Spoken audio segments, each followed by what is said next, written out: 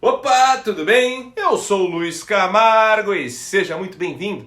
Pessoal, está em andamento uma estratégia eleitoral que, na minha opinião, é a mais efetiva contra a reeleição de Bolsonaro e que pode, de fato, ao fim desse ano, trazer de volta ao Planalto o projeto criminoso de poder que por mais de 13 anos dilapidou o país.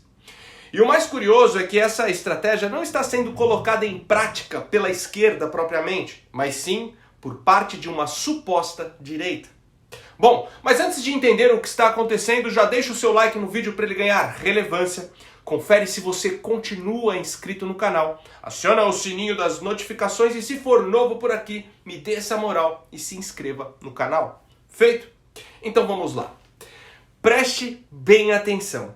Se em 2022 se confirmar um cenário entre o PT e o Bolsonaro, o senhor vai repetir o voto no Bolsonaro ou o senhor votaria no Lula? O senhor vê uma equivalência entre o Lula e o Bolsonaro ou o senhor vê diferenças como, por exemplo, o ex-presidente Fernando Henrique Cardoso vê e disse que, nesse caso, votaria no Lula?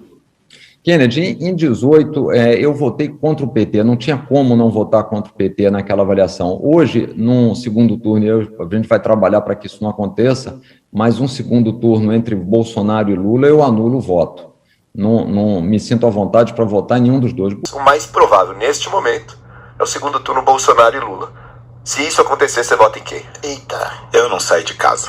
Eu fico em casa, eu não vou votar, porque eu sinceramente acredito que o Bolsonaro passou a representar um risco tão grande quanto o Lula. Aí os caras vêm falar o seguinte, mas nas próximas eleições, será Lula ou Bolsonaro? Qual que você vai escolher?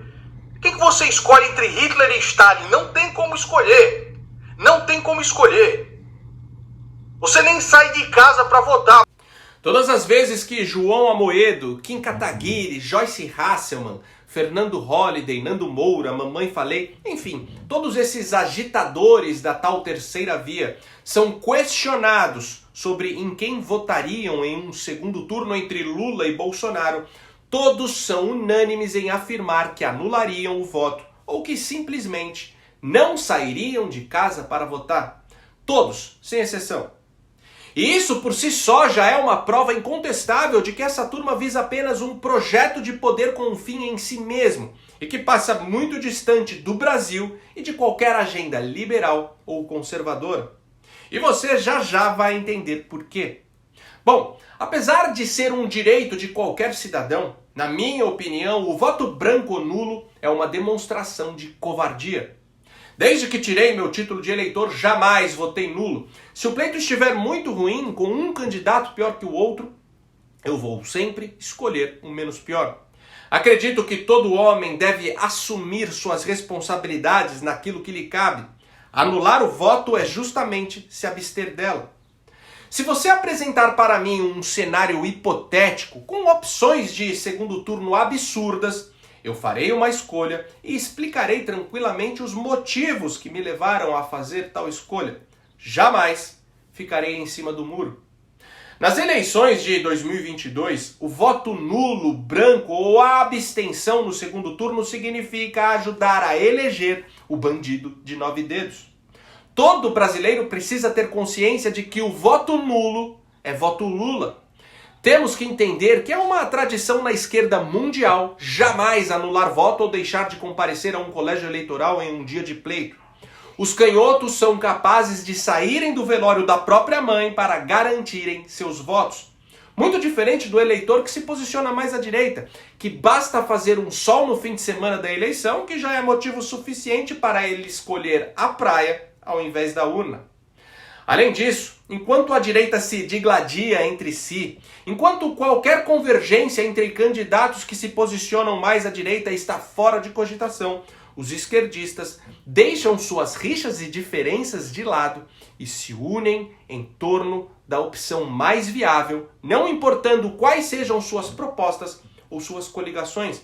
Ou seja, se o esquerdista não deixa de votar nem a pau e se a militância canhota vai sempre convergir em torno de um único nome, todo suposto direitista que se abster está automaticamente ajudando a eleger o candidato da esquerda. Isso é um fato. Ou seja, O eleitor do Moro, que diz que nem sai de casa para votar ou que vai anular em um segundo turno entre Lula e Bolsonaro, está ajudando a colocar na presidência mais uma vez aquele que liderou o maior esquema de corrupção da história. Não estou falando do país, estou falando do maior esquema de corrupção da história mesmo. O PT entre 2003 e 2013 surrupiou mais de 500 bilhões de reais dos cofres públicos por meio de desvios, fraudes e propinas. Não há registro histórico de roubo dessa magnitude em um país democrático.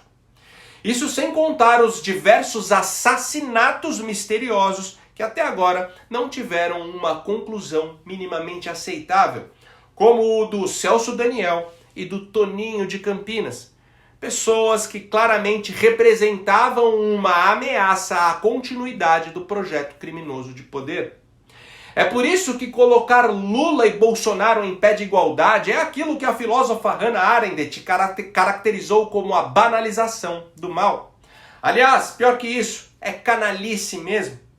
Mas enfim, esse discurso de já ganhou, tá reeleito, que parte da direita profere com relação a Bolsonaro é extremamente perigoso.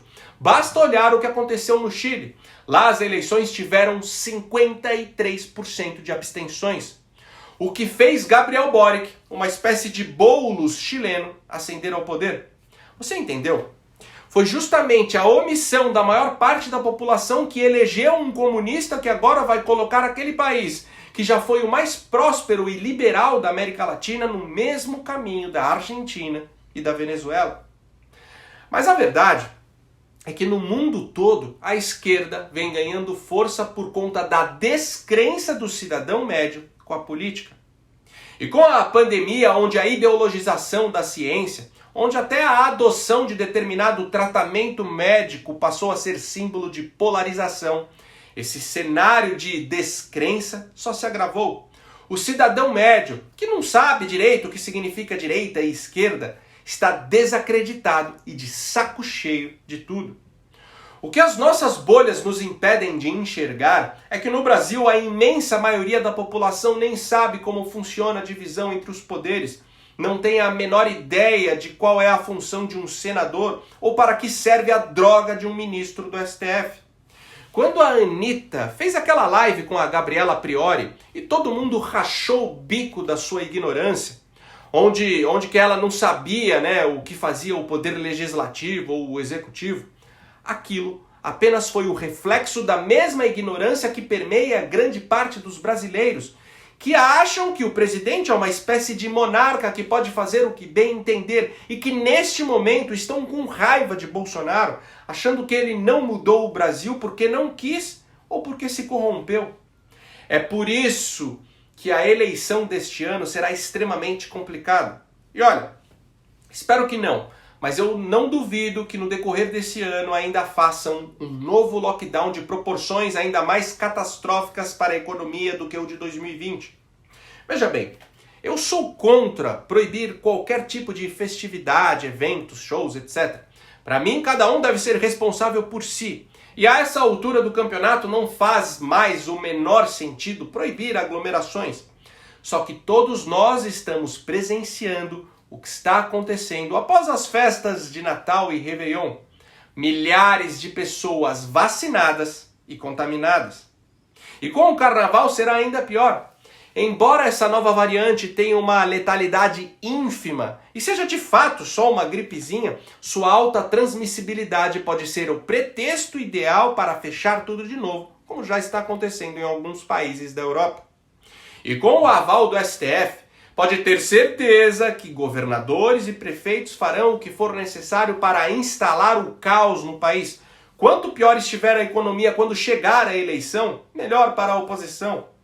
Pois é evidente que com a ajuda da grande mídia a culpa inteira recairá no colo do presidente.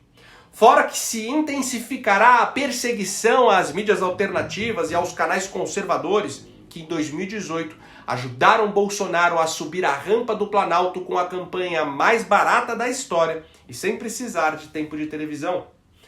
Por isso é necessário colocar na cabeça que contra Lula não existe terceira via, não existe quem é mais conservador ou quem é mais liberal, sequer existe uma direita devidamente organizada. O que existe é apenas o Bolsonaro. Ou nos reunimos em torno dele mesmo com todos os problemas do governo, ou o efeito de sua retirada do Planalto será mais ou menos o que vimos no Afeganistão com a retirada das tropas americanas. Nem começou a campanha e o Lula já falou que vai regular a mídia e as redes sociais, que vai revogar a reforma trabalhista, que o Manteiga vai ser ministro da Economia e que ele vai organizar um bloco socialista na América Latina. Em face disso, você percebe o quão grave é um imbecil com certa influência incentivar seus seguidores a anular o voto no segundo turno? Você percebe o quão perigoso pode ser uma campanha por voto nulo em um país que a população está desacreditada da política?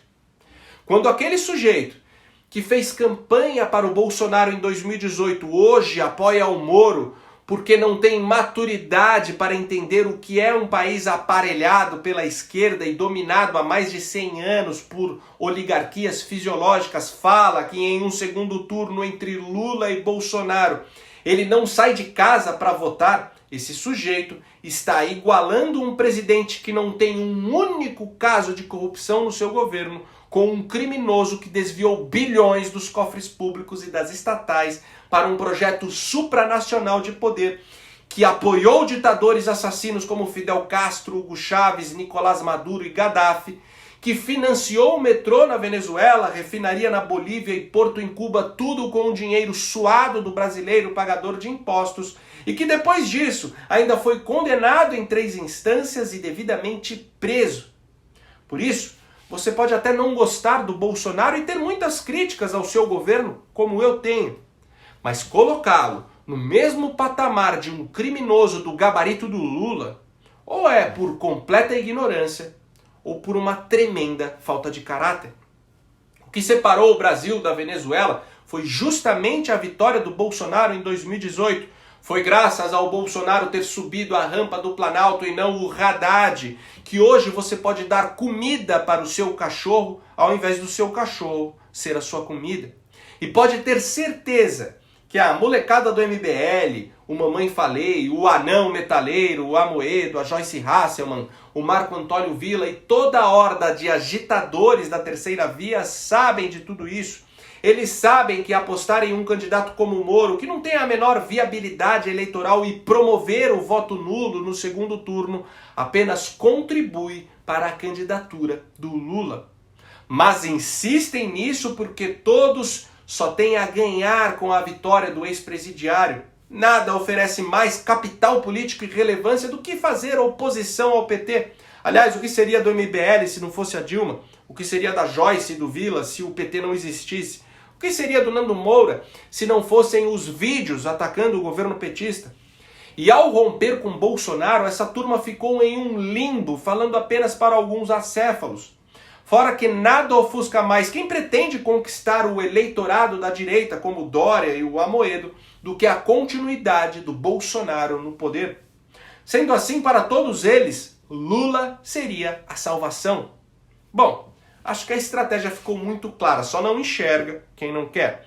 E por hoje é isso aí. Compartilha ao máximo esse vídeo, deixa aqui nos comentários a sua opinião, ou deixa só um alô mesmo, pois isso ajuda demais na nossa relevância. E diante de toda essa perseguição que os canais conservadores estão sofrendo e que esse ano vão sofrer ainda mais, se você acha meu trabalho importante e puder ajudar a manter esse canal em plena atividade contribuindo com qualquer valor, nem que seja com R$1, o link do nosso Apoia-se está aqui na descrição do vídeo. Me segue também nas redes sociais, Twitter, Instagram, Facebook e no Telegram, @LuizCamargoVlog. Então até o próximo vídeo, valeu!